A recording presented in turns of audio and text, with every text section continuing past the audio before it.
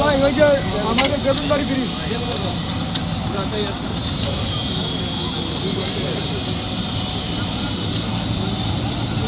Sir এটা আমরা নিয়ে যাবো স্যার।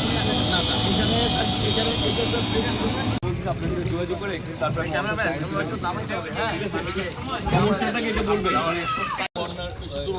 বা 96 হ্যাঁ এই জন্য একটা বড় আমরা বলি স্যার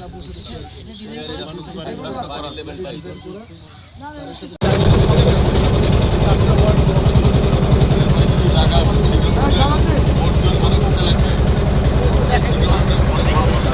এটাই ভাই জয় রাখাটা হ্যাঁ এটা জয় রাখা একটা সুন্দর একটা জায়গাতে ভাই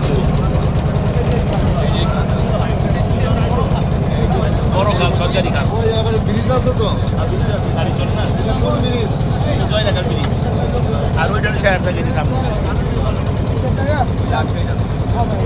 ওইদিকে নাই ওইদিকে নাই ওইদিকে নাও দেখছি একটা সামনে বড় ওই জীবনে আর বাইরে বড় এদের পর তো আরো অনেক আসছে সামনে পুরো অনেক দেখছি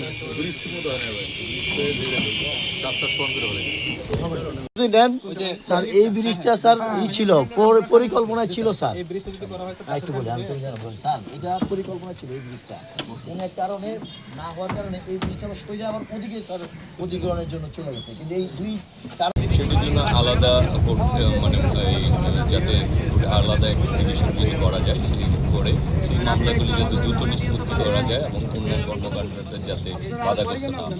যেটি হচ্ছে প্রথমে খালটিকে খনন করা হচ্ছে এবং দখলও সাথে সাথে উচ্ছেদ করা হচ্ছে। আপনি যে খালটি দিয়ে যাচ্ছেন এই খালটি যে একদম একেবারে এই অনেক জায়গায় এগুলি ছিল রাস্তা হয়ে গিয়েছিল, খালটিকে কিন্তু আজকে প্রায় 10-15 খনন করা হচ্ছে এবং অনেক জায়গায় ময়লা আবর্জনা ছিল, রাস্তাঘাটে চলাচলের রাস্তাও হয়ে গিয়েছিল, সেগুলি কিন্তু আস্তে আস্তে এই উচ্ছেদ করা হচ্ছে। আর দুই পাশে যারা দখল করে আছে সেগুলি যখন আমরা এই খালটি পুরোপুরি উচ্ছেদ করে দুই পাশে ওয়াকওয়ে তৈরি করা হবে তখন আমরা এই কাজটি বাকি যারা দখলদার সবাইকে উচ্ছেদ করা হবে। এখানে দখলদারতে কোনো রকম সুযোগ নাই সেই খালের জায়গায় দখল করা। এটি হচ্ছে যে সিটি কর্পোরেশনের সেই ধরনের ব্যবস্থা রয়েছে। সুতরাং আমরা দেখে দিই আমাদের কাছে নকশা রয়েছে, নকশার মধ্যে যারা রয়েছে সেটি এক টিনের ঘর হোক আর 4তলা বিল্ডিং হোক সেটি আমাদের বিবেচ্য বিষয় নয়। বিবেচ্য বিষয় হচ্ছে যারা দখল করে আছে তাদের উচ্ছেদ করতে হবে। আগে কোনো নোটিশ দেওয়া হবে বা নোটিশ ছাড়া ইতিমধ্যে তো আসলে সবাইকে নোটিশ দেওয়া হচ্ছে, বলা হচ্ছে যে অবৈধ যারা দখলদার রয়েছে তাদেরকে নোটিশ আমরা সিটি কর্পোরেশন নোটিশ দেব। আর এছাড়া আমরা এই সামাজিকভাবেও আমরা তাদেরকে বলছি যে যারা অবৈধ তারা যাতে নিজেরাই সেই দখলকে মুক্ত করে, যদি না করে তাহলে আইন তার নিজস্ব গতিতে চলবে।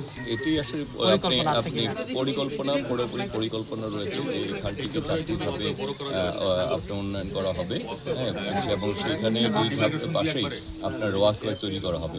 সুতরাং এটিকে পরিপূর্ণ বাস্তবায়নে করা হবে এবং সেই সময়টা শুরু হবে হচ্ছে শেষ হবে 2028-এ।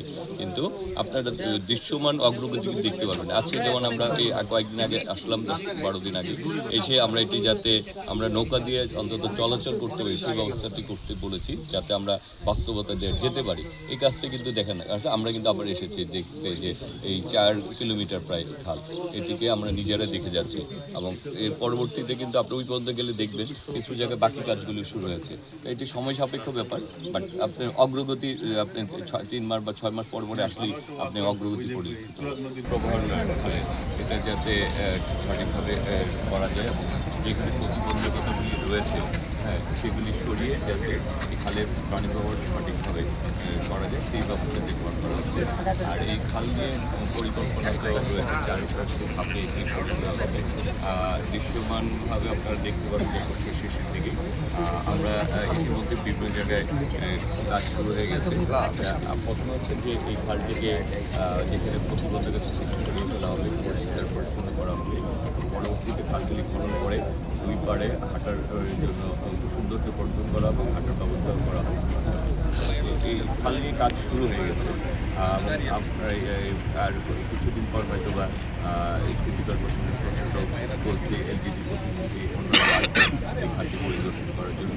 এই খাল নিয়ে আসলে যাতে ঢাকাকে জলবদ্ধ করা যায় এবং খালটি যাতে পুনরুদ্ধার করা যায় এবং দেশের যেখানে প্রতিবন্ধ সেগুলিকে যাতে দূর করা যায় আর অবৈধ যারা দখলদার রয়েছে তাদেরকে যাতে এই জায়গা থেকে উচ্ছেদ করা যায়। আমি এর আগেও আপনাদের বলছি যে আপনার যে অবৈধ দখলদার তারা তো দখলদার, সুতরাং দখলদারদেরকে উচ্ছেদ করা এটা স্বাভাবিক একটি প্রক্রিয়া। এই ব্যাপারে আমরা কিন্তু সরকারও এই ব্যাপারে সচেতন, আমরাও এই ব্যাপারে সচেতন এবং তাদেরকে বলা হচ্ছে যে তাদেরকে একটু আশ্রয়